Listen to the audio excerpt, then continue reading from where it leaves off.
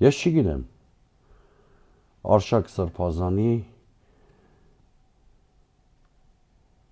մեղսագրվող արարքը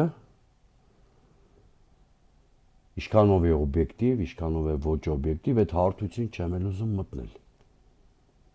Նախ որովհետև քննությունը ընթացել է քրեադատավարական օրենսգրքի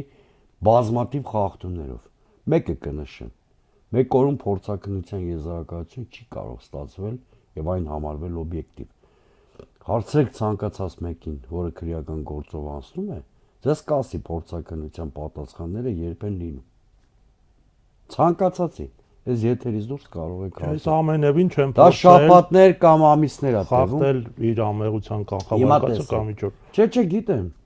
Լեգիտիմ է ձեր հարցը, ինչու շեշտադրմանը համաձայն չեմ ասում։ Եթե կան կարգազանց կամ հակականոնիկ վարքագիծ ունեցող հոգևորականներ, նրանց վարքագծի քննությունը Սուրեն Սուրենյանցի, Արամ Սարգսյանի առավել եւս գործադիր լծակներ ունեցող վարչապետի գործառույթը չի։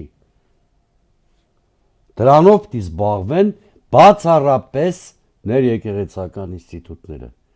Հետևաբար Արշակ Սրբազանը չպիտի պաշտոնանկարվի։ Հենց միայն այն պատճառով, որ գործադիր իշխանության միջամտությամբ են փորձում դա անել։